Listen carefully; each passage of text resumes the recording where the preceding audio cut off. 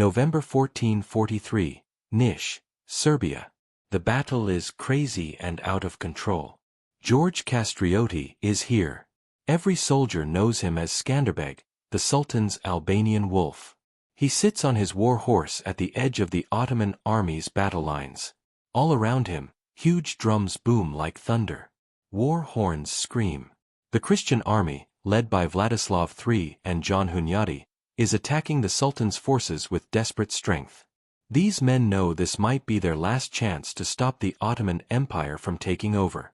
Skanderbeg wears Ottoman armor. He fights under Ottoman flags. He commands Ottoman horse soldiers.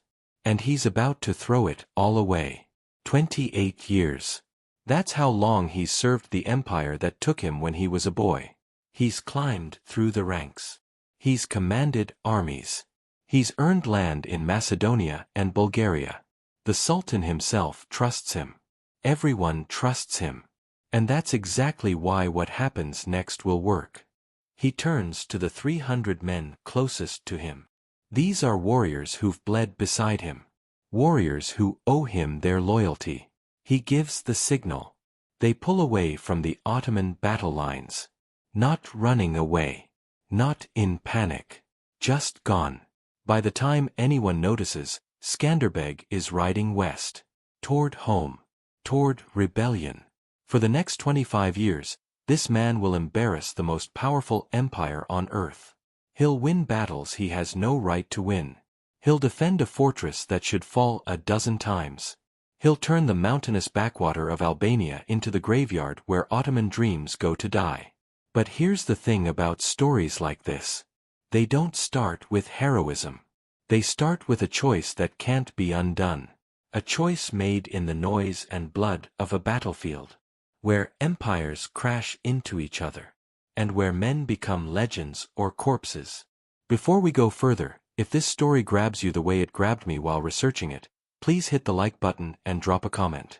It really helps us reach more people who love history told like this. Now, let's go back. Because to understand why Skanderbeg deserted at Niš, you need to understand how the Ottomans shaped him in the first place. You need to see the boy before he became the weapon. You need to feel the weight of what he's about to betray.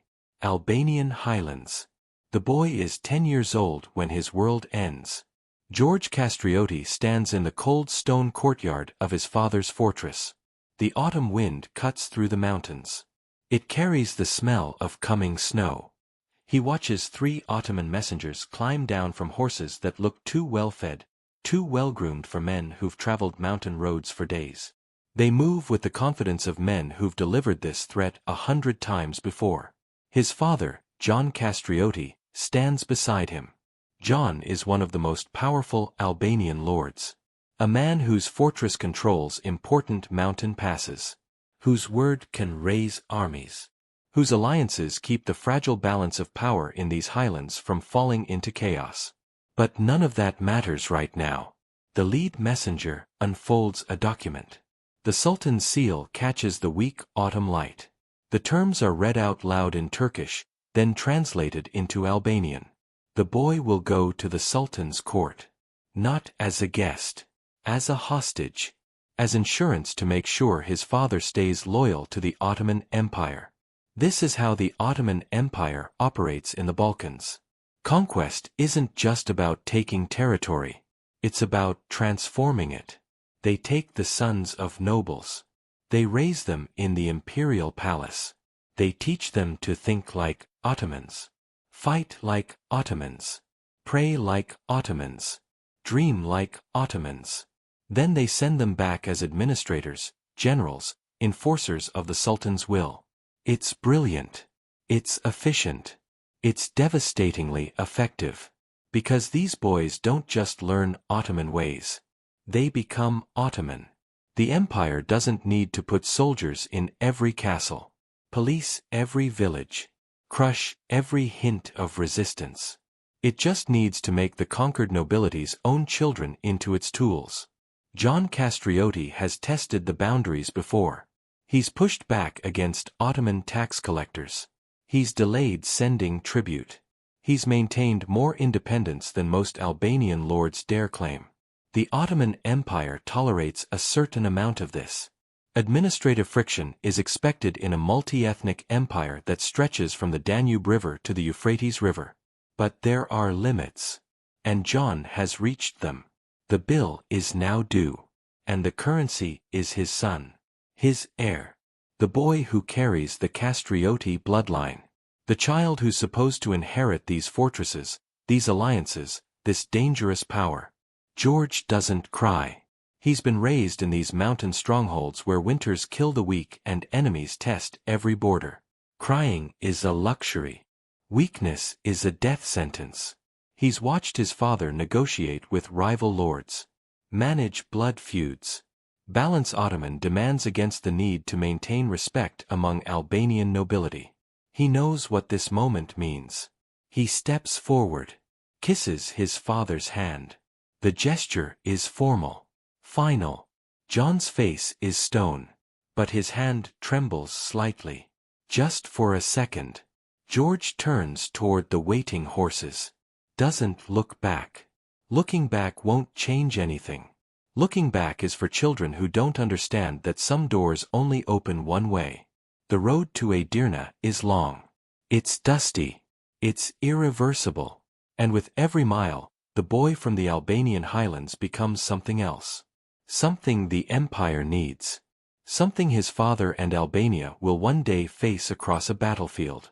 Edirne, the Ottoman capital. The beating heart of an empire that spans 3 continents. The Enderun School isn't a school the way you'd recognize it. It's not about books and lectures and gentle teaching. It's a machine. A furnace designed to take raw material. Christian boys from the Balkans, the Caucasus, captured nobility, the brightest children identified through the Devshirme system, and transform them into the Ottoman elite. The palace complex is vast. Courtyards within courtyards. Training grounds. Libraries. Mosques. Barracks. Gardens where important officials conduct quiet conversations that determine the fate of provinces. The curriculum is relentless. Languages. First, Turkish, because it's the language of command. Of imperial administration. Of the Sultan's court. Persian, because it's the language of poetry. Diplomacy. Refined culture. Arabic, because it's the language of the Quran. Of Islamic law. Of the religious foundations that legitimize the empire's existence. Not just conversational fluency. Not just enough to get by. Complete mastery. You'll read military reports in Turkish. Negotiate treaties in Persian. Interpret Islamic law in Arabic. The empire is vast. Multi-ethnic. Multilingual. Its administrators need to operate seamlessly across all of it. Warfare comes next. The composite bow, laminated wood and horn and sinew, able to punch through armor at distances European longbows can't match. The curved Killage saber, designed for cavalry charges. The curve allowing devastating slashing attacks from horseback. Lance technique. Shield work.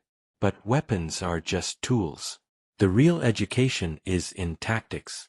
The doctrines of Turkic steppe cavalry, refined over centuries. How to fake a retreat and lure an enemy into a killing zone. How to use terrain. How to coordinate cavalry wings with a central infantry mass. How to read an opponent's formation and identify the weak point. Then theology. The Quran, studied verse by verse. Islamic law, its principles, its applications, its flexibility. The empire isn't just a military machine. It's a civilization that claims to embody God's will on earth. To serve it properly, you need to understand not just how it fights, but why it exists. Statecraft rounds out the education. How to govern a province where 5 languages are spoken and 3 religions exist uneasily side by side. How to collect taxes without sparking rebellion. How to administer justice in ways that maintain order while respecting local customs. How to identify talent and crush threats. Gjergj Kastrioti absorbs it all. He's not just competent. He's exceptional. The other boys struggle with Arabic grammar. Gjergj masters it. They fumble with cavalry tactics. He executes them flawlessly. They memorize Quranic verses. He understands their interpretations, their implications for governance and law. The tutors notice. They always notice talent. This entire system is designed to identify and cultivate exceptional individuals, to ensure the empire's elite is staffed by the best minds, regardless of their birth. But more importantly, Sultan Murad II notices. Murad is no religious fanatic. He's a pragmatist who understands that empires aren't built on zeal alone. They're built on competence, loyalty, the cold arithmetic of rewarding talent and crushing incompetence. He's fought wars on multiple fronts, managed succession crises, balanced the demands of military expansion against the need for administrative stability. He sees something in the Albanian boy: potential, intelligence, a capacity for command that can't be taught, only cultivated.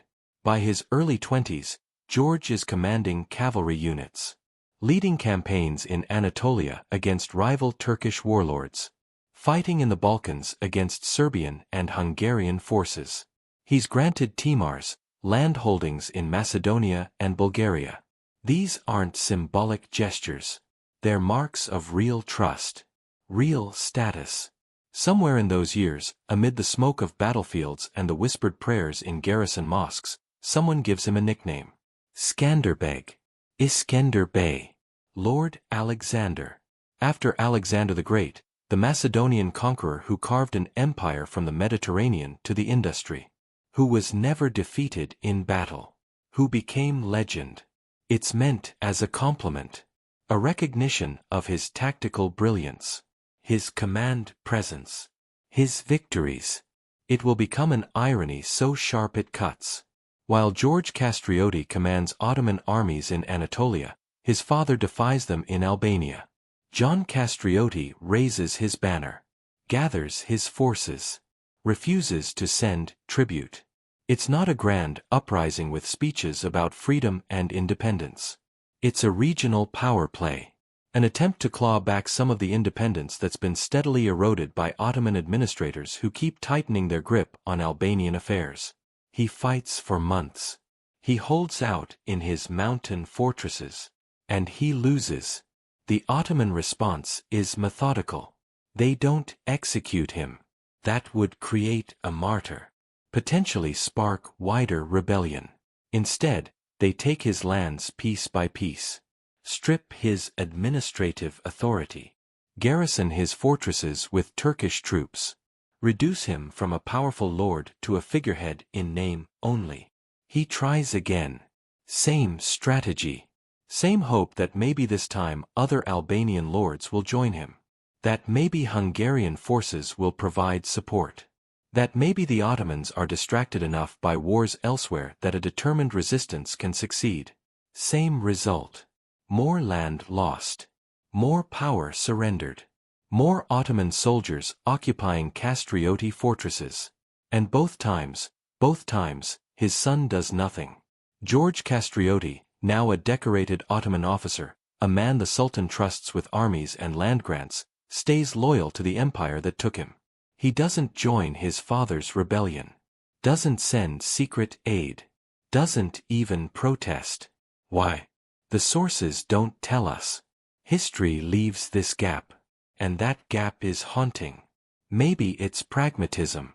Gjergj has seen what happens to failed rebels. He's probably participated in crushing them. He knows the Ottoman military machine, knows how efficiently it grinds down resistance. His father's rebellions are doomed from the start. Maybe it's psychological. After 18 years in the Enderun's embrace, 18 years of Ottoman education, Ottoman campaigns, Ottoman identity, maybe his father's resistance looks like the dying thrashing of an old world that no longer makes sense. Maybe he's internalized the empire's logic so completely that regional Albanian independence seems provincial, backward, pointless. Or maybe, just maybe, he's waiting for the perfect moment, for a real opportunity, for the kind of crack in the empire's armor that would allow not just rebellion, but successful rebellion. His father rebels from passion, from pride, from the stubborn refusal to accept diminished status. Gjergj is learning to think like an empire. And empires don't move on passion. They move on calculation. The calculation changes. November 1443. The Ottoman Empire is fracturing, not collapsing. The empire is far too strong, too well organized for that, but fracturing under pressure from multiple directions simultaneously. In the east, rival Turkish warlords probe the borders. In Anatolia, local governors jockey for position. And in the Balkans, a Christian coalition is forming. Vladislav III of Poland and Hungary, backed by the brilliant military commander John Hunyadi, has launched a crusade. The stakes are existential. If the Christians can break through, if they can shatter Ottoman control of the Balkans, the empire's European territories could collapse. Trade routes would be cut. Prestige would evaporate. Subject populations would rebel. Sultan Murad II mobilizes everything he has. Every reliable commander. Every veteran unit. The cream of Ottoman military power marches to meet the Christian coalition at Niš, in what is now southeastern Serbia.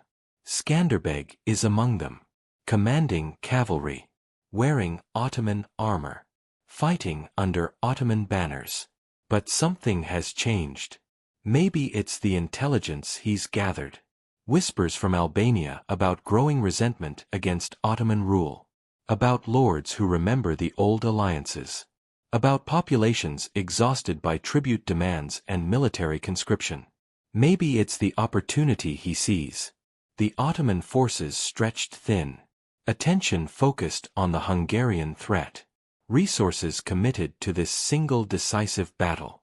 Maybe it's simpler than that. Maybe after 28 years of serving the empire that took him, something finally breaks. Or maybe something finally resolves. Whatever the reason, Skanderbeg makes his decision before the battle even begins. He's going to desert. But desertion without a plan is just suicide with extra steps. He needs more than escape. He needs a base of operations. A symbol. A fortress whose capture will announce to every Albanian lord, every village elder, every mountain warrior that the Kastrioti name is back. That Ottoman control is no longer absolute. That resistance is possible. He needs Gjergj. The fortress sits in central Albania. Strategically vital. It commands mountain passes and trade routes. Heavily garrisoned by Ottoman troops. Taking it by force with 300 men is impossible. So he won't take it by force. He'll take it by deception. The Battle of Niš is chaos. Christian and Ottoman forces slam into each other with the desperation of men who know this battle could determine the fate of the Balkans for generations.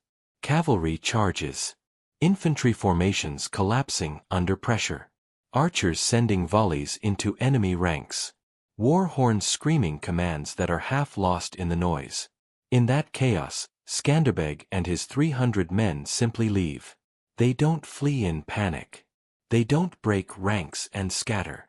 They peel away from the Ottoman lines with the discipline of veteran soldiers executing a planned maneuver.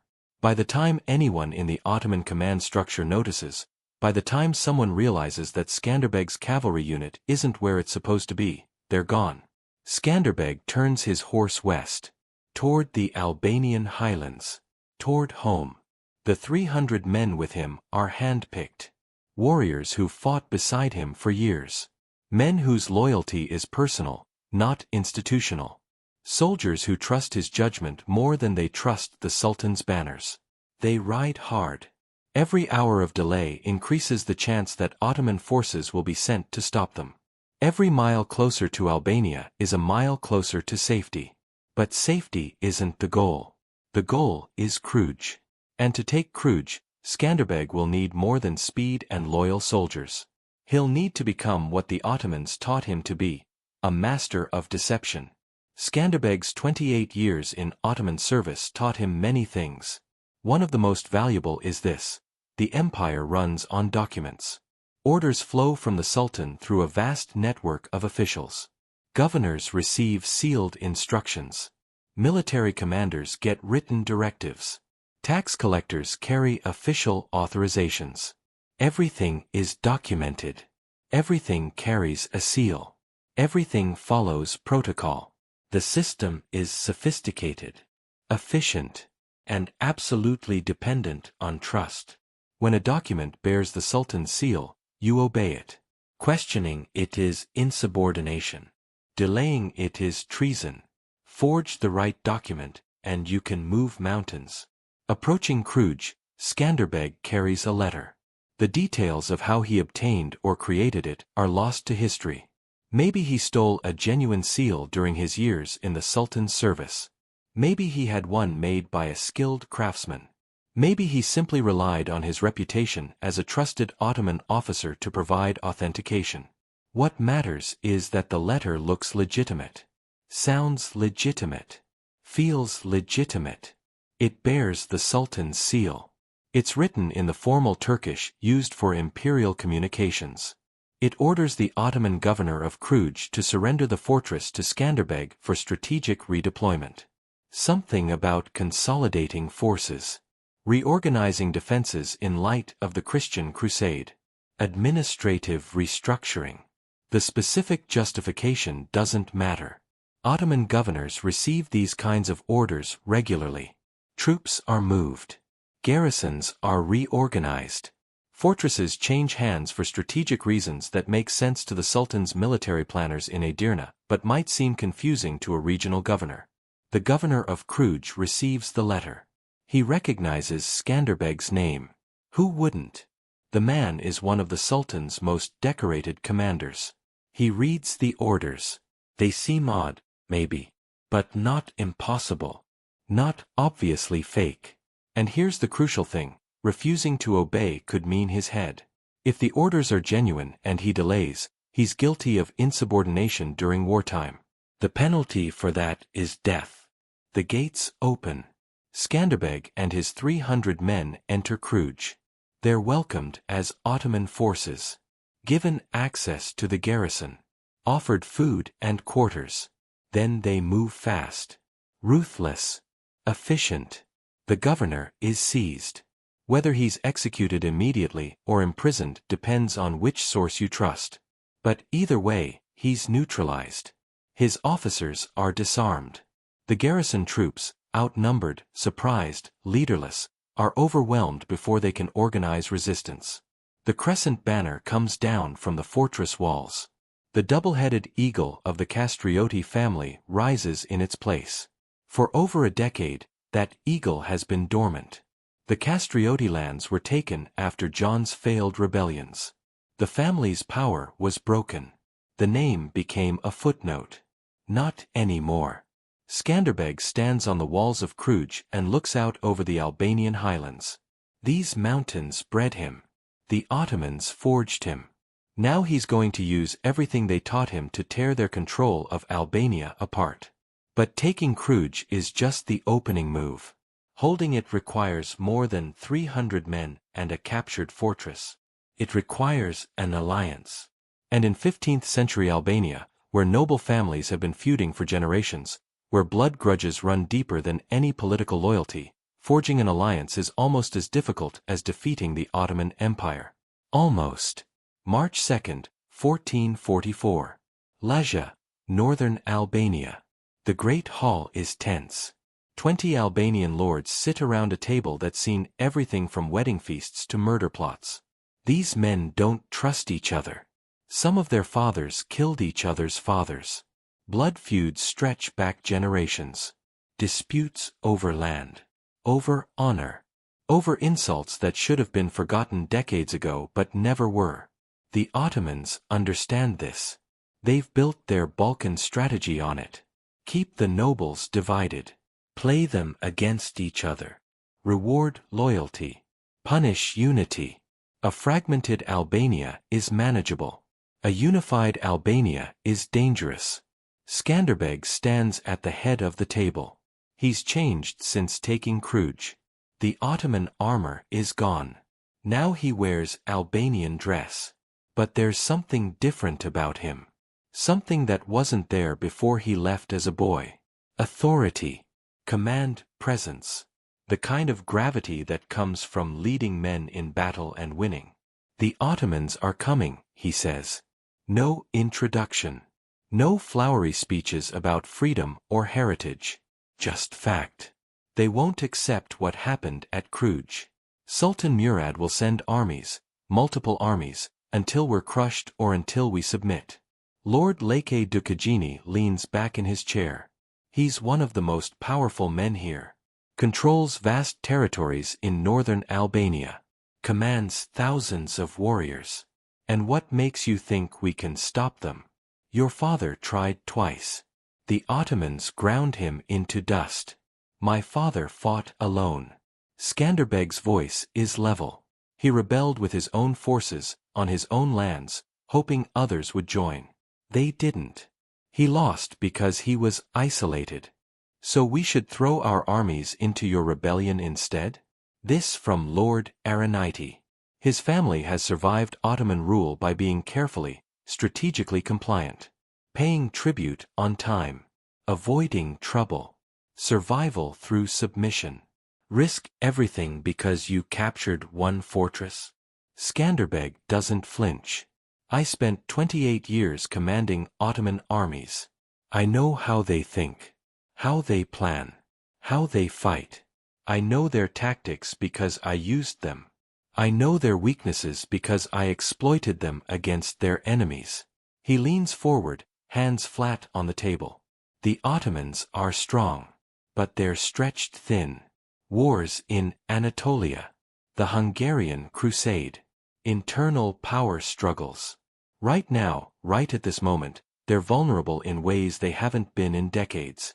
If we strike together, coordinate our forces, use the mountains, terrain we know better than any Ottoman commander ever will, we can bleed them. Make Albania too expensive to hold. And when they come anyway? Lord Zaharia asks. When Murad brings 100,000 men, then we don't meet them in open field battles we can't win.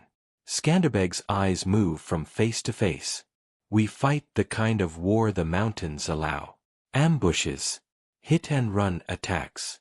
Fortress defense. We make every mile of Albanian territory cost them blood and gold and time. We make them question whether holding this land is worth what they'll pay for it. Silence. Lord Muzaka breaks it. You're asking us to bet everything on your ability to fight an empire. No. Skanderbeg shakes his head. I'm asking you to bet on Albanian terrain, Albanian knowledge of these mountains, and Ottoman overextension. I'm just the commander who knows how to turn those advantages into dead Ottoman soldiers. More silence. Then Lord Stefan Krnjevic, a Serbian noble whose lands border Albania, speaks. If we do this, we do it as equals. A league. Not your personal army. Agreed. Skanderbeg says immediately. A league. Shared command structure. Shared resources. Shared decisions on major campaigns. And if someone breaks the alliance? Dukagjini's voice is hard. If someone takes Ottoman gold and turns traitor? Then we deal with them the way we deal with any enemy. Skanderbeg doesn't elaborate. He doesn't need to. The vote isn't unanimous. It's never unanimous with Albanian lords. But enough of them agree. Enough of them see the opportunity. Or fear being left out. Being isolated when the Ottoman response comes. The League of Lazia is born. Military alliance. Political coordination.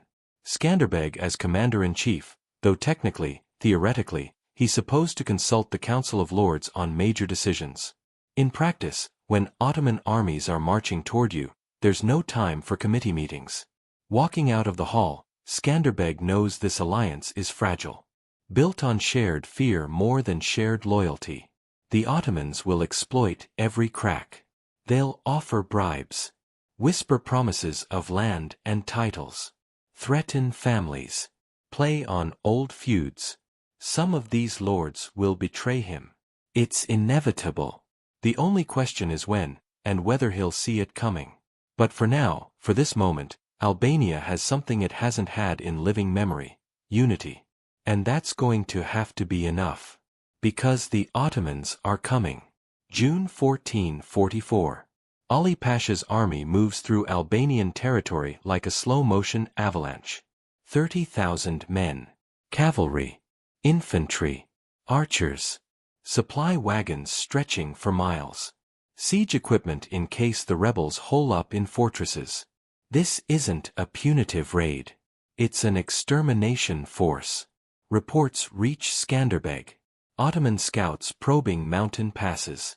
Forward units burning villages suspected of supporting the rebellion.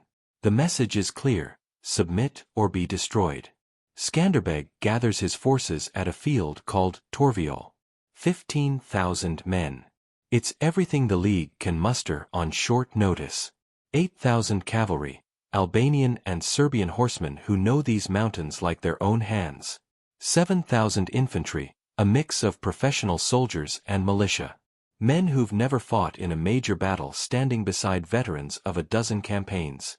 The numbers are bad. 2-to-1 odds. In open battle, that's usually decisive. But Skanderbeg isn't planning an open battle. He spent days studying this valley. 4 kilometers wide. Hills on both sides.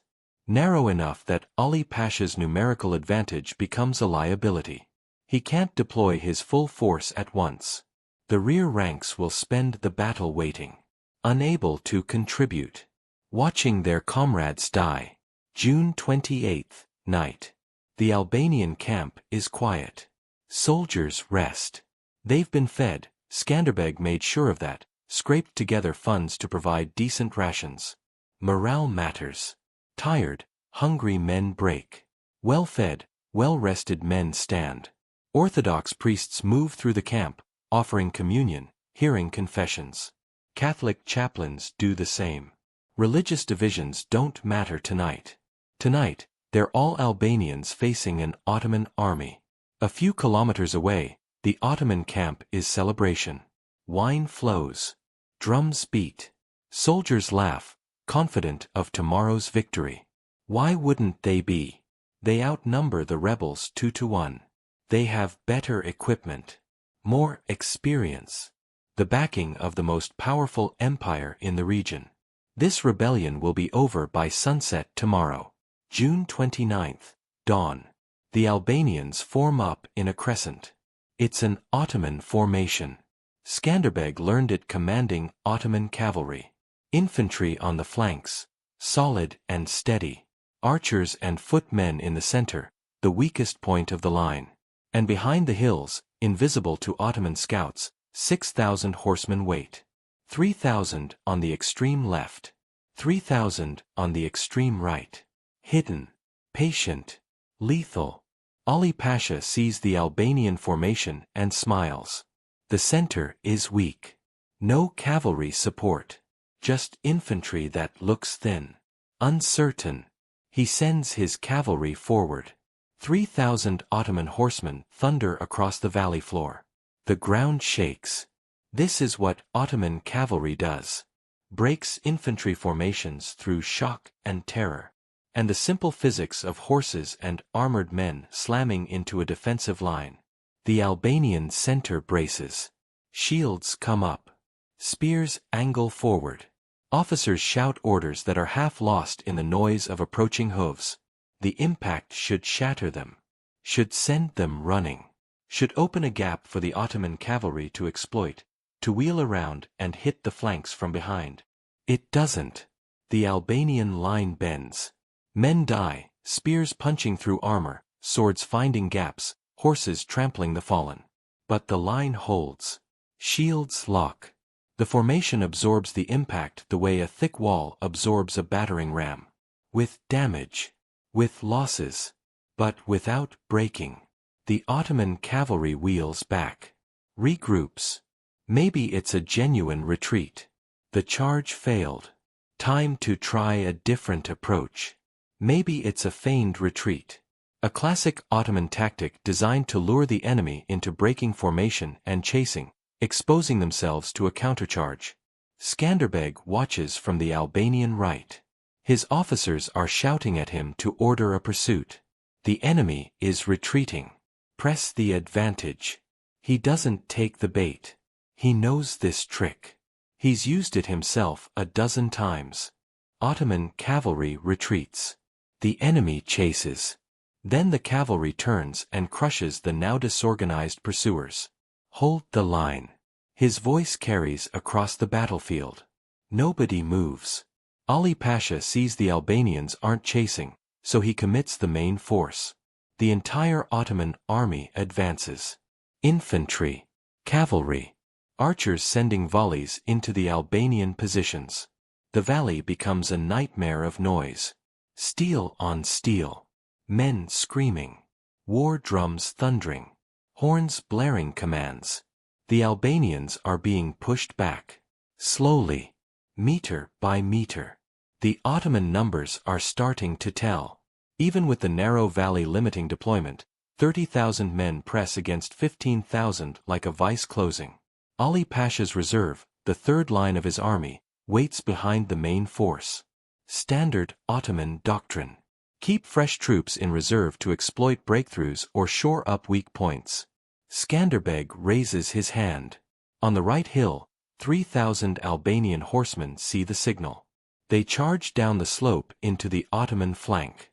A mass of horses and steel and fury crashing into troops who didn't know they were there. The Ottoman right flank collapses.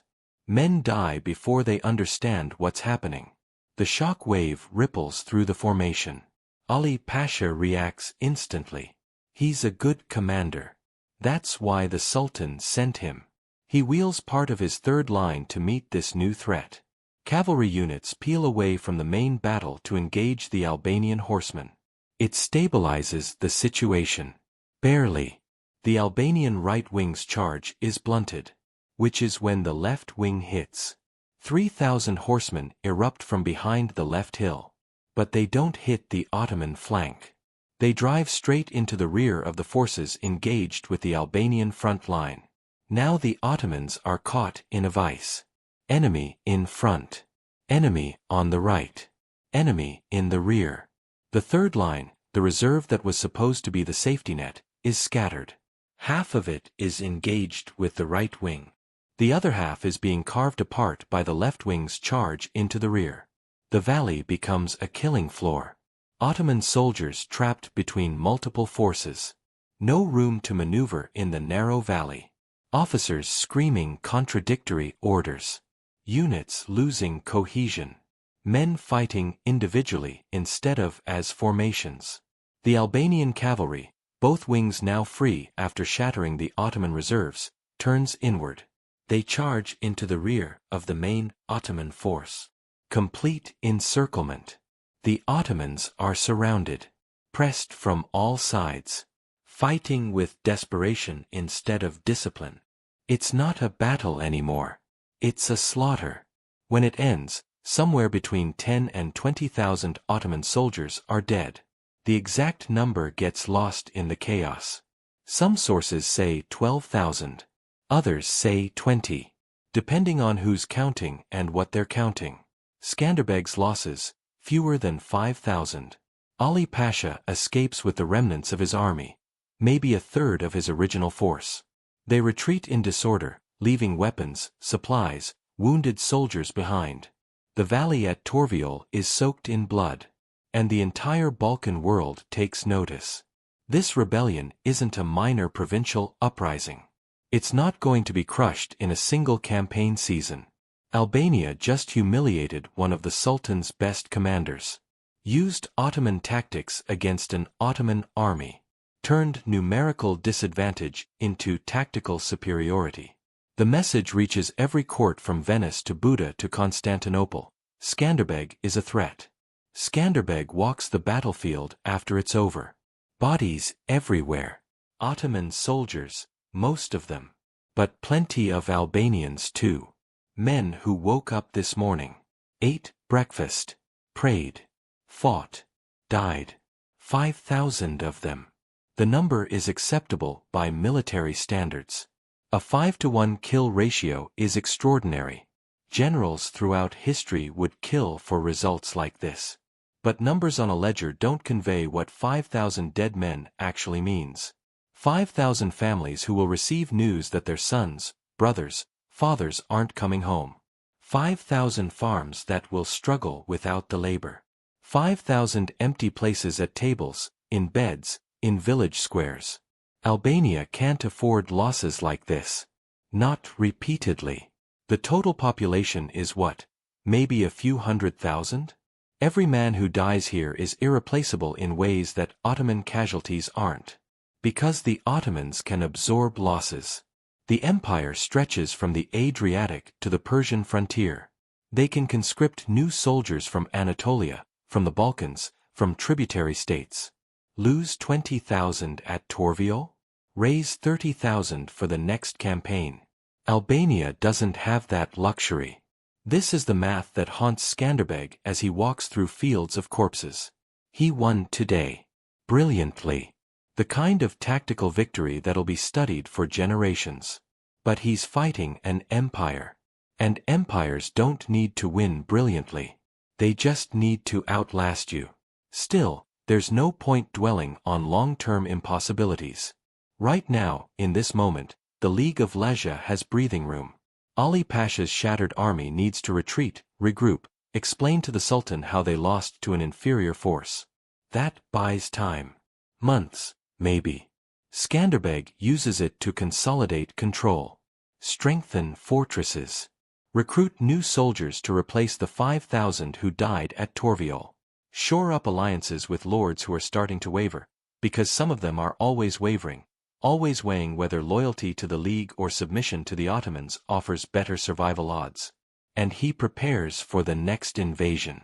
Because there will be a next invasion. And another after that. And another. Until either the Ottomans give up, unlikely, or until Albania runs out of soldiers. The question isn't whether the Ottomans will come back. It's when. And with how many men. And whether Skanderbeg can pull off another miracle when they do.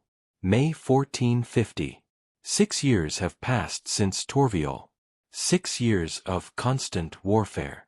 Smaller Ottoman incursions defeated through ambushes and mountain fighting. Raids into Ottoman-held territory. Diplomatic maneuvering to keep the League together despite constant Ottoman attempts to bribe lords into betrayal. Now Sultan Murad II has had enough. He comes himself. Not a subordinate commander. Not a regional governor. The Sultan. 100,000 men. That's what the chronicles claim. Numbers from this era are always questionable. Probably inflated. But even if you cut it in half, it's still a massive force. Professional soldiers. Veteran units. Siege engineers. Sappers who know how to undermine walls. Artillery. Massive bronze cannons that can throw stone balls weighing hundreds of pounds. The same siege train that's broken fortress after fortress across the Ottoman Empire. They march on Gjergj. Skanderbeg makes a decision that looks insane. He leaves the bulk of his mobile forces outside the fortress. 8,000 cavalry. Enough infantry to support them. They won't be trapped inside during the siege. They'll operate externally. Hitting Ottoman supply lines. Disrupting the siege whenever possible. Inside Gjergj's walls, he appoints Vrana Conti as garrison commander. Conti is absolutely loyal. He's proven that in a dozen smaller engagements. More importantly, he's competent. Steady. Won't panic when the walls start crumbling under cannon fire. The strategy is audacious. Turn the siege into a war of attrition that the Ottomans can't win. Every time they get close to a breakthrough, Skanderbeg's external forces will force them to divert troops, lose momentum, start over. May 15th, the siege begins. The Ottoman cannons roar. The sound is apocalyptic. Thunder that doesn't stop. That shakes the ground.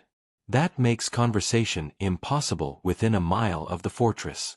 Stone balls slam into Gjergj's walls. The fortifications are strong, built into the mountain, reinforced over generations, but nothing withstands this kind of punishment indefinitely. Sections of wall crack, crumble, fall. Inside, the garrison works through the night. Every breach gets patched with whatever's available. Rubble, timber, packed earth. It won't hold against sustained bombardment.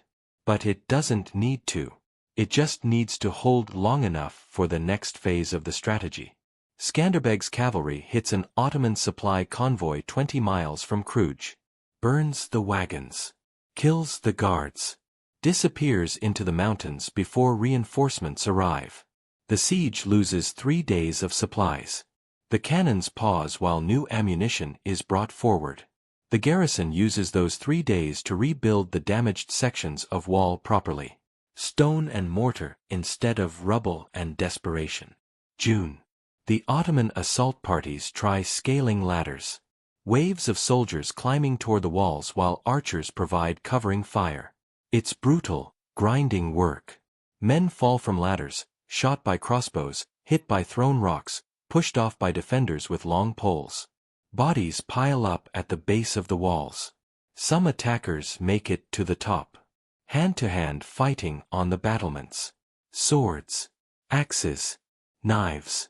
Men grappling in armor, trying to throw each other off the walls. The Albanians hold. Barely. The defenders have the advantage of position, of knowing every inch of these fortifications, of fighting for their lives with nowhere to retreat. Murad's commanders send messengers to Vrana Conti. The message is simple: surrender and you'll be spared. Given land, titles, gold, a position in the Ottoman administration. Conti's response is shorter: no. July. The Ottomans try starvation. They tighten the siege perimeter, cut off all supply routes, wait for hunger to do what cannons and assault parties couldn't. Inside the fortress, rations shrink. 1 meal a day. Then 1 meal every other day. The garrison starts looking gaunt, hollow-eyed. But they don't break. And every week, Skanderbeg's forces attack somewhere else. An Ottoman garrison town 50 miles away. A supply depot. A messenger convoy. The Ottomans are forced to divert troops from the siege to protect their rear areas. To escort supply trains. To garrison towns that suddenly seem vulnerable. The siege of Gjergj is supposed to be straightforward. Overwhelming force. Superior siegecraft. Wait until the walls fall or the garrison starves. Instead, it's bleeding the Ottoman army through 1,000 small cuts. August. September. October. 3 more months of grinding attrition. The pattern repeats. Cannons fire. Walls crack. Garrison rebuilds. Assault parties climb. Defenders throw them back. Skanderbeg's cavalry raids somewhere else. Ottomans divert forces. Siege loses momentum. It's a stalemate that's costing Murad more than he can afford. Not in soldiers, he has soldiers. But in time. In prestige. In the message being sent to every corner of the empire, a small fortress in Albania is defying the Sultan himself. November. Winter is coming. Balkan winters are brutal. Supply lines become nightmares. Soldiers freeze. Disease spreads through crowded camps. Morale collapses. Murad makes the decision. Lift the siege. Retreat to Edirne. Regroup. Try again next year, maybe. Or find a different strategy. The Ottoman army withdraws. Gjergj's walls still stand. The double-headed eagle still flies from the battlements. Inside the fortress, the garrison is skeletal. Half-starved. Exhausted. But alive. Vrana Conti watches the Ottoman army disappear into the distance and allows himself one moment of something that might be hope. Then he orders the walls repaired properly. Because the Ottomans will come back. They always come back. And next time, the defenders might not be lucky enough to outlast them. December 1450. Edirne. Sultan Murad II dies. Not in battle. Not dramatically. Just the slow failing of a body that's carried the weight of an empire for 3 decades. He's fought wars on 4 fronts simultaneously. Crushed rebellions. Expanded Ottoman territory deeper into Europe than any sultan before him. And he died without taking Gjergj. His son inherits the throne. Mehmed II. 21 years old. Brilliant. Ruthless. Obsessed. But not with Albania. Mehmed has been dreaming of Constantinople since childhood. The great city.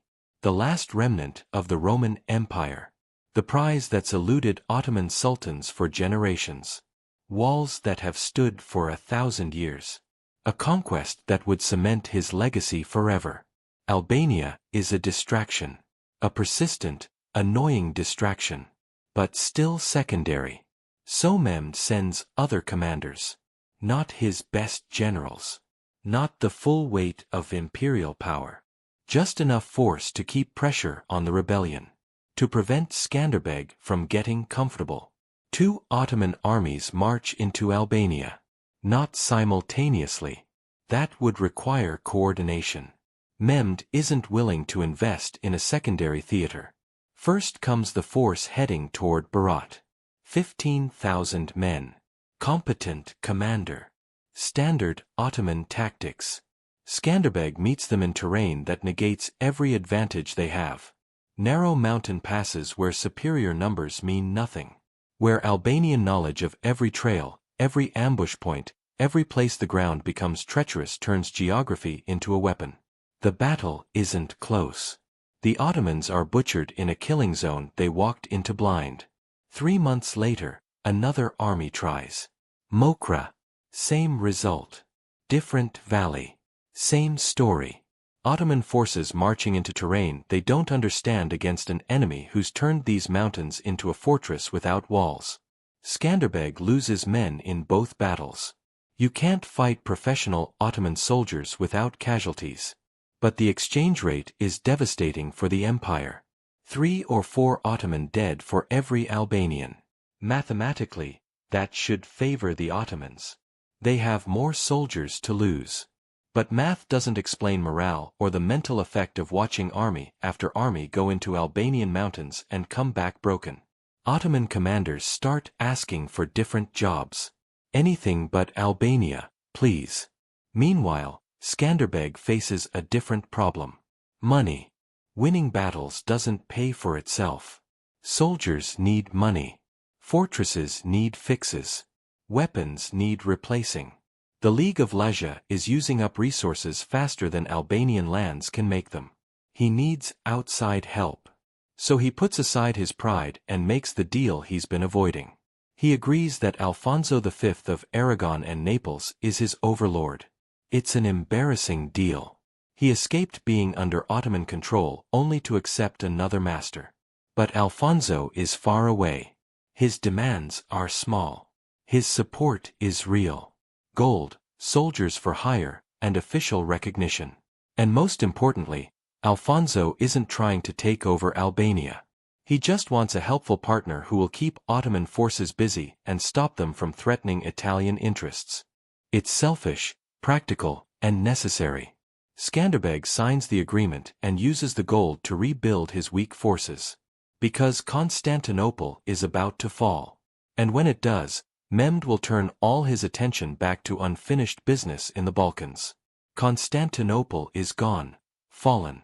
After 57 days of being surrounded, Mehmed's cannons broke through the Theodosian walls that had protected the city for 1,000 years. The last Roman emperor died fighting on the walls. The great city is now Ottoman. Mehmed II is now Mehmed the Conqueror. And he has time for Albania again. But Skanderbeg attacks first. The city of Berat sits in southern Albania. The Ottomans control it. It's important for strategy. It controls key roads between Albanian territories and Ottoman supply lines. The garrison is small, maybe 3,000 soldiers.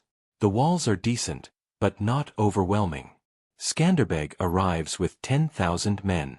The math is simple. Overpower them quickly. Take the city before help arrives. stop the Ottomans from having a crucial strong point. The siege begins in August.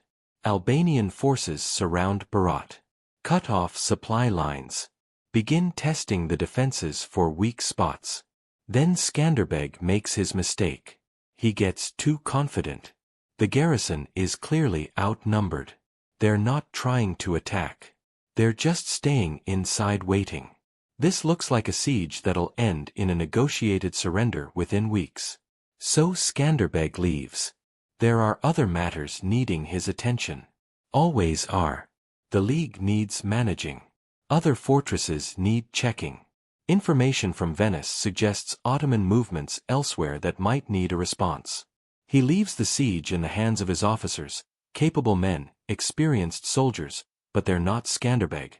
They don't have his 28 years of Ottoman military training. Don't know Ottoman ways the way he does.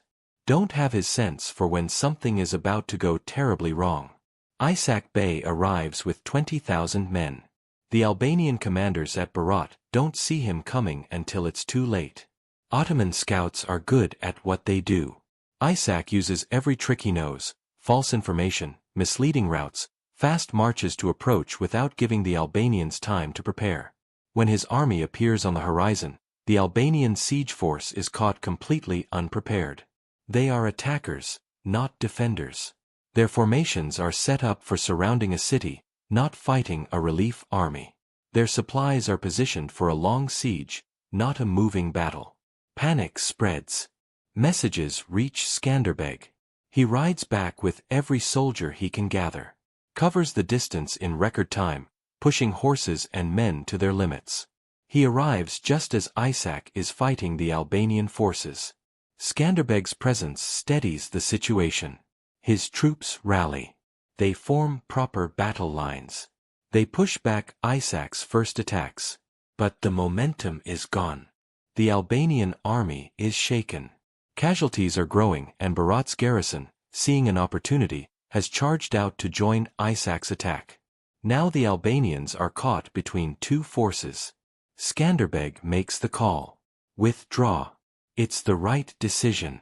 Stay and fight, and they risk complete destruction. Retreat, and they lose the siege but keep the army. They retreat. It's not a terrible defeat. Most of the Albanian forces survive. They conduct an organized withdrawal, fighting rear-guard actions to prevent Ishak from turning retreat into chaos. But it's a defeat nonetheless. The first clear Ottoman victory against Skanderbeg's forces in years. And the Ottomans seize on it. Stories spread through the empire. The Albanian rebel can be beaten. He's not invincible. Press him hard enough, catch him off guard, and he bleeds like anyone else. More importantly, it encourages Ottoman commanders. Ishak just proved that fighting Skanderbeg doesn't automatically mean disaster. The war enters a new phase, more aggressive, more dangerous. September 2nd, 1457. The Ottomans are coming with everything. 65,000 men under Ishak Bey. He's proven he can beat Skanderbeg, did it at Berat. Now he's coming to finish what he started. This isn't a siege force. It's a field army designed to find the Albanian forces and destroy them in open battle. And Skanderbeg's alliance is breaking apart. The League of Lazia was always fragile. Now it's actively crumbling. Lord Muzaka has accepted Ottoman bribes and withdrawn his forces. Lord Arianite is unsure, hasn't betrayed outright, but his commitment is questionable. Venetian agents are whispering promises to other lords. Stand aside, let the Ottomans crush Skanderbeg, and you'll be rewarded with his lands. Skanderbeg scrapes together 10,000 men. That's it. Maybe 12,000 if you count the garrison forces he's pulling from fortresses, leaving them dangerously undermanned. 1/6 the size of the force marching toward him. His officers are suggesting retreat. Fall back to Gjergj. Let the Ottomans exhaust themselves attacking fortresses. Don't risk everything in open battle against impossible odds. But Skanderbeg sees something they don't. The Ottoman army is massive. 65,000 men. That requires huge supply trains, complicated supplies, time to set up properly. They're powerful, but they're also clumsy. Hit them before they're ready, and size becomes a disadvantage. His scouts report the Ottoman army camping near Albulina. They've marched hard to reach this position. Soldiers are tired. They're resting, planning to set up tomorrow for a proper battle. Isaac is confident. Why wouldn't he be? He beat Skanderbeg at Berat. He has overwhelming numbers. Tomorrow's battle is just a formality. Skanderbeg doesn't wait for tomorrow. September 2nd, dawn. The Albanian forces hit the Ottoman camp as the sun rises. Not small attacks, not harassment. Full assault with every man Skanderbeg can gather. Complete surprise. Ottoman soldiers scramble for weapons. Officers scream orders that contradict each other. Units try to form defensive positions without knowing where the attack is coming from or how many attackers there are. The camp descends into chaos. Albanian cavalry, 4,000 horsemen, tears through the Ottoman positions. They're targeting command tents, supply depots, anything that looks important. The goal isn't to fight a pitched battle. It's to prevent the Ottomans from organizing one. Infantry follows. 6,000 Albanian footmen moving in coordinated units. They're outnumbered 6-1, but in the confusion of the camp, local numbers are what matter. 10 Albanians surrounding 3 Ottoman soldiers who can't find their units. 15 Albanians hitting a supply depot defended by 5 confused guards. Isaac is a good commander. He's trying to impose order, rally his troops, form proper battle lines. But he needs time and Skanderbeg isn't giving him any. The Albanian archers target Ottoman officers, anyone shouting orders, anyone trying to organize resistance. The strategy is killing the leadership. Kill the command structure and the army becomes a mob. Sections of the Ottoman camp start to run. Soldiers fleeing toward the rear away from the fighting. They're not cowards. They're just isolated, leaderless, and don't know what else to do. The running spreads like fire. Panic is contagious. Men who might stand and fight in an organized unit break when they see their comrades running. The psychology of combat collapses. Isaac manages to rally part of his force. Maybe 20,000 soldiers form a defensive position on higher ground. They're organized now, disciplined, ready to fight properly. But it's too late. The rest of his army is scattered, fleeing, dead, captured. And Skanderbeg isn't going to attack a prepared defensive position on high ground with 10,000 men. He's won what he came to win. The Albanian forces withdraw. Organized, professional. They've achieved the goal. The battlefield is slaughter. Over 20,000 Ottoman soldiers dead. Not all from combat. Many from the chaos of the running, trampled by their own comrades or killed fleeing through unfamiliar terrain. Weapons, armor, supply wagons, all abandoned. The Albanians spend the next 2 days collecting captured equipment. Enough to outfit several thousand more soldiers.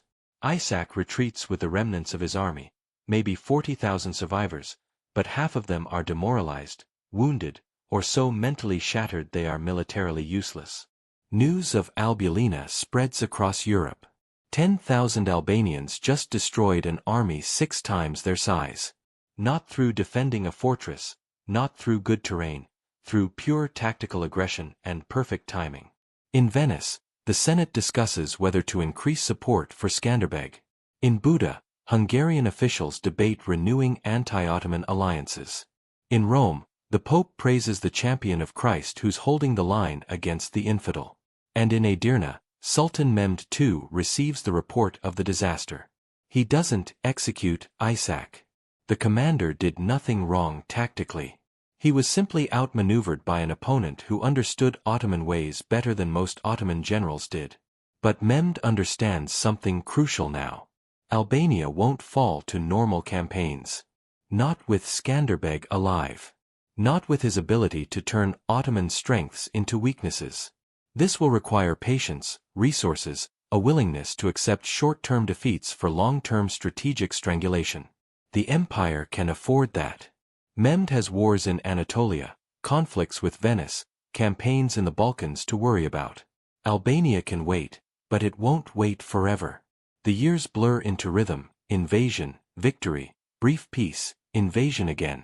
An Ottoman army crosses into Albania. 12,000 men. They're careful this time. No bold marches, no assumptions of easy victory. They probe carefully, looking for a chance to fight Skanderbeg on good terms. They don't find one. Albanian forces harass them constantly, hit supply lines, ambush scouting parties, appear, strike, vanish into mountains the Ottomans don't dare follow into. After 3 months of accomplishing nothing and losing men to constant attacks, the Ottoman commander withdraws. Mokra, another Ottoman force, this one larger, maybe 20,000. Skanderbeg meets them in a mountain pass. The battle is vicious.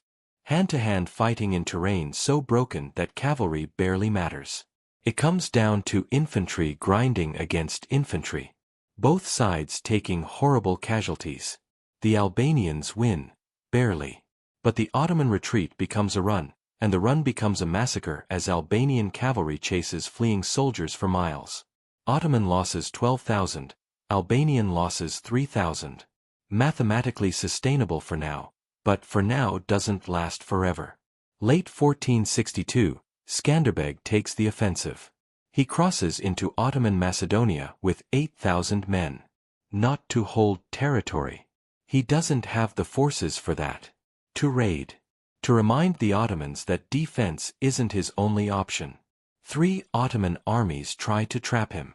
Each commands 10 to 15,000 soldiers. Each is confident they can corner the Albanian raiders and finish this. Skanderbeg defeats all 3 in separate fights within 6 weeks. He uses terrain. He uses speed. He uses the fact that Ottoman armies are following predictable plans while he's improvising based on immediate tactical conditions. The third battle is barely even a fight. The Ottoman commander sees Skanderbeg's forces approaching and orders an immediate retreat. Better to preserve the army than add to the body count. Peace. Sort of. The Ottomans need breathing room. Mehmed has other priorities. Wars with Venice, campaigns in the Balkans, internal government reforms. A treaty is signed. Skanderbeg will stop raids into Ottoman territory. The Ottomans will recognize Albanian independence within certain boundaries. It lasts 6 months. Pope Pius II calls for a crusade, a new effort to drive the Ottomans out of Europe. It's the same call that's been made a dozen times before, but Pius is passionate, committed. He's putting his personal reputation behind this. Skanderbeg answers. He breaks the peace treaty, marches into Macedonia. His forces burn Ottoman supply depots, raid garrison towns, destroy bridges and roads. The strategy is to create chaos in the Ottoman rear areas while Crusader armies attack from Hungary and Venice pressures from the Adriatic. But Pius dies in August, just drops dead while preparing to personally lead the crusade. Without his leadership, the whole thing collapses. Hungarian nobles lose interest. Venetian commitment wavers. Promises of gold and soldiers disappear. Skanderbeg is left holding Ottoman territory with an 8,000-man army and no support coming. He could retreat. Probably should retreat. Instead, he decides to make the raid count. September 1463. The city of Ohrid sits in Macedonia. Major Ottoman stronghold. 15,000 defenders under Sheremeti Bey. Massive walls, supply depots, strategic importance as the hub for Ottoman military operations in this region. Skanderbeg has 10,000 men, not enough to storm the walls, not enough for a proper siege, so he doesn't try either. His forces approach Ohrid openly. No stealth, no tricks. They make camp within sight of the city walls. Start building siege equipment. Rams, ladders, shields. The kind of preparations that suggest they're planning a long siege. It's theater, a performance designed for an audience of one. Sheremeti Bey. Skanderbeg sends a small group, 500 men, to raid the countryside around Ohrid. They burn farms, steal livestock, hit supply wagons heading toward the city. They're loud, visible, deliberately clumsy. Inside Ohrid, Sheremeti watches this amateur hour raiding and draws the obvious conclusion. Skanderbeg is desperate. The crusade failed. He's trapped in Ottoman territory with a small force. He's lashing out, trying to salvage something from this disaster before retreating. Sheremeti calls a meeting of his officers. The Albanian is vulnerable. His forces are divided, most of them besieging us. A small raiding party hitting our supply lines. We have more numbers. If we ride out now, we can crush his raiders and then turn on his main force while they're demoralized. One of his officers raises a concern. What if it's a trap? Sheremeti considers this. He's heard the stories, knows Skanderbeg's reputation for tricks, but the tactical situation seems clear. The Albanians are weak, scattered, without support. It's not a trap, he decides. It's an opportunity. Mount up. September 15th, mid-morning. Sheremeti leads 12,000 cavalry out of Ohrid. They're hunting the 500 Albanian raiders. The raiders see them coming. They run, not in panic, in a coordinated retreat that stays just ahead of the pursuing Ottomans, leading them north into the hills. Sheremeti's cavalry follows. They're confident, eager. This is going to be a massacre. 500 Albanian raiders against 12,000 Ottoman horsemen. The raiders disappear into a valley. Sheremeti's cavalry enters the valley after them and the hillsides explode. 9,000 Albanian soldiers, the siege force that was supposedly preparing to attack Ohrid, are waiting, hidden, positioned on both sides of the valley. Crossbow bolts rain down. Albanian cavalry charges from both sides. Infantry blocks the valley exit. Complete trap again. Skanderbeg's signature move. The valley becomes a slaughterhouse. Ottoman cavalry trapped in terrain that takes away every advantage they have. Can't move freely, can't charge, can't retreat, just die. Sheremeti realizes his mistake in the first 30 seconds, but there's nothing he can do. His forces are packed too tightly. The valley floor is chaos. Men and horses are screaming. Blood is everywhere. He tries to rally a breakout. Gather his best troops. Punch through the Albanian infantry blocking the exit. It almost works. Almost. But almost just means more men die trying. When the killing stops, 10,000 Ottoman soldiers are dead. Bodies stacked so thick in places you could walk across the valley without touching ground. Sheremeti survives along with maybe 2,000 cavalry. They break through, flee back to Ohrid. The gates slam shut behind them. Skanderbeg doesn't pursue, doesn't try to take the city. He just demonstrated that he could lure 12,000 Ottoman soldiers to their deaths with a 500-man trick. That's the message. That's the point. He gathers his forces and withdraws from Macedonia. The raid is over. No Crusader support coming. No reason to stay in Ottoman territory. But he's left a mark. 10,000 more Ottoman soldiers dead.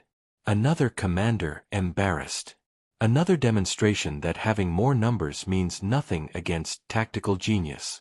Back in Albania, Skanderbeg assesses the situation. He's won again brilliantly. The kind of ambush military historians will study for centuries.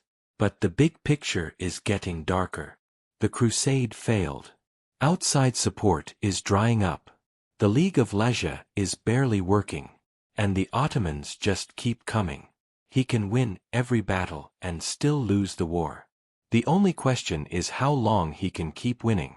The Ottoman Empire sends Balaban Pasha, veteran commander, 30,000 troops. He's studied every battle Skanderbeg has ever fought. Knows the ambush at Ohrid. Understands the trap at Albulina. He's not walking into obvious traps. Skanderbeg meets him anyway. The battle happens in broken country where neither side gets ideal terrain. It's grinding, ugly warfare. Both armies take massive casualties. No brilliant tactical moves. No hidden cavalry wings. Just two forces hammering each other until one breaks. The Ottomans break first. Balaban withdraws with half his army dead or captured. But Skanderbeg's forces are shattered too. 4,000 dead.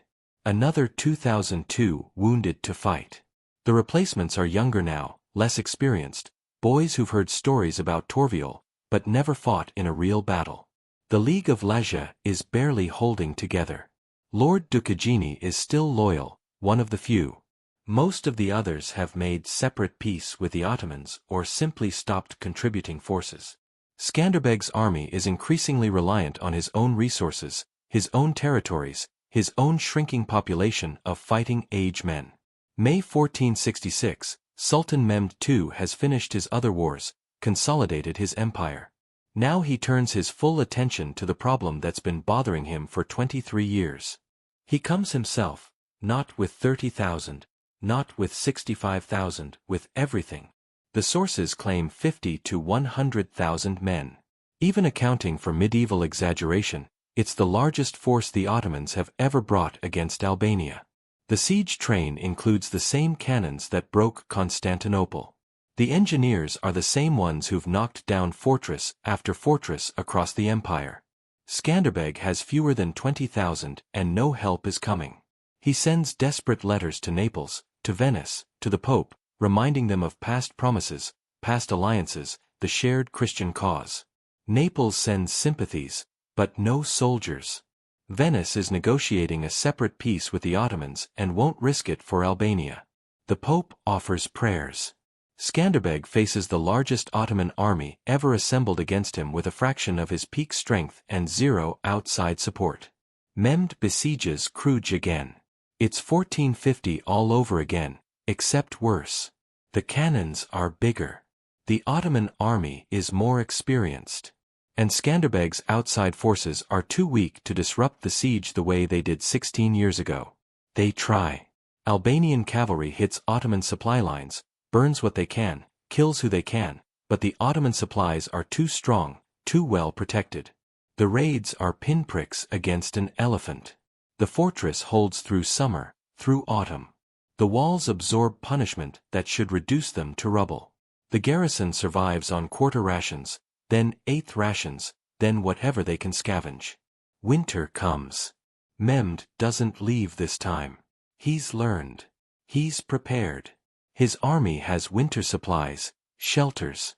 The siege continues through snow and freezing temperatures. January 1467. Mehmed finally withdraws. Not because Gjergj fell. It didn't. The fortress still stands. But Mehmed's achieved something more valuable. He's left behind a network of fortresses throughout eastern Albania. Ottoman government. Government infrastructure. Tax collectors. Garrison towns. Albania is being strangled slowly. Territory shrinking. Resources depleting. Population exhausted. Another siege. Smaller Ottoman force. This time they don't take Gjergj, but they don't need to. They're just maintaining pressure, keeping Skanderbeg pinned, waiting for age and constant fighting to do what armies couldn't. Skanderbeg is 62 years old, still leading from horseback, still planning campaigns, but he's tired. Everyone can see it. 24 years of near-constant warfare, hundreds of battles and skirmishes, thousands of tactical decisions, the weight of keeping a broken alliance together through sheer force of will. January 1468, the fever starts. January 17, 1468. Lajja. Gjergj Kastrioti Skanderbeg dies in bed. Not from a Turkish blade. Not from a cannonball. Not leading one final desperate charge against impossible odds. Malaria. The same disease that's killed countless soldiers, peasants, nobles across the Mediterranean for thousands of years. He's conscious at the end, clear-minded enough to know what's happening. The fever has ravaged him for days. His body hardened by decades of warfare, scarred from 100 fights, finally surrenders to something he can't outmaneuver or outthink. His last words aren't recorded. Maybe there's a priest. Maybe family members. Maybe just attendants watching a legend become a corpse.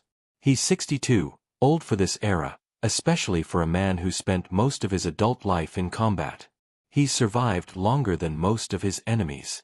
Outlived Sultan Murad II and outlasted a dozen Ottoman commanders sent to crush him. But survival isn't victory. The double-headed eagle still flies over Gjergj. Albanian resistance continues. But everyone knows what this means. Without Skanderbeg, the League has no center. No military genius who can turn Ottoman advantages into weaknesses. No commander who understands Ottoman ways better than Ottoman generals. The resistance will continue for a decade, but it's already over. The outcome is no longer in question, just the timeline. Skanderbeg's body is buried in Lajja, St. Nicholas Church. The funeral is attended by lords who've betrayed him and lords who've stayed loyal. By soldiers who fought beside him for 20 years. By peasants who never met him but lived under the protection his victories provided. The empire he defied for a quarter century sends no representative. They're too busy preparing the final conquest. Venice takes command of Albania's defense. They're motivated not by Albanian independence, but by strategic necessity. An Ottoman-controlled Albania threatens Venetian trade routes, so they pour resources into holding what Skanderbeg built. For 10 years, they succeed. Venetian gold pays for soldiers for hire. Venetian engineers strengthen fortifications. Venetian diplomats manage the quarrelsome Albanian lords who still can't agree on anything except that Ottoman rule is preferable to each other's leadership. Sultan Mehmed II, now in his late 40s at the absolute peak of his power, brings another massive army to Gjergj. This time the fortress falls not quickly, not easily. The siege lasts months. The defenders fight with the desperation of men who know they're defending more than walls. They're defending the last physical symbol of Albanian resistance. But symbols don't stop cannons. Don't prevent starvation. Don't hold walls that have been pounded to rubble. June 1478. The Ottoman banner rises over Gjergj. The double-headed eagle comes down for the last time. Albanian resistance is over. The territories are absorbed into Ottoman government structures. The fortresses become Ottoman garrisons. The local nobility either flees to Italy or accepts Ottoman titles and positions. The war that started with Skanderbeg's desertion in 1443 ends 35 years later with Ottoman victory. Complete, total, inevitable. But here's what the Ottomans couldn't kill. The legend. Pope Calixtus III called Skanderbeg the champion of Christ. The title stuck in Rome, in Venice, in courts across Christian Europe. His name became another word for resistance against impossible odds. Military academies studied his tactics. The crescent formation at Torviol, the mobile defense of Gjergj, the ambush at Ohrid. Commanders tried to copy his methods. Few succeeded because genius isn't copyable. In Albanian oral tradition, the stories grew. Skanderbeg, the man who made an empire bleed, who proved that a small nation could defy the greatest military power of the age. When Albania looked for symbols for its national identity centuries later, when the idea of Albanian nationalism emerged from Ottoman rule, they returned to Skanderbeg. The double-headed eagle became the national symbol. His fortress at Gjergj became a shrine. Because this is the paradox of Skanderbeg's story. He lost strategically, definitively. Albania became Ottoman. His league collapsed. His fortresses fell. The empire he fought against absorbed everything he defended. But for 25 years he won. Battle after battle, he turned Ottoman numerical superiority into a problem. Made their tactics predictable, used their own ways against them. Proved that a small, poor, broken nation could make conquest expensive. The Ottomans could lose 20,000 men and raise 30,000 more. Skanderbeg couldn't. That math was always going to win eventually, but eventually took 25 years. 25 years of an empire being embarrassed by a man they raised. 25 years of proving that resistance, even doomed resistance, matters. Maybe that's enough. History is full of people who fought impossible odds. Most didn't. But Skanderbeg's 25-year defiance changed what people thought was possible. What matters more to you? that he eventually lost, or that he refused to surrender? Drop your thoughts in the comments. If this story moved you, if it made you think about what resistance means, about fighting wars you know you can't win but fight anyway, then subscribe. We're bringing you more stories like this, the forgotten battles, the impossible victories. The people who refused to accept the world as it was and paid everything to change it. Next time, we're diving into another figure who stood against an empire and discovered that courage and strategy can delay the inevitable, but can't always stop it. Until then, remember, history doesn't reward fairness, but it remembers those who refuse to kneel.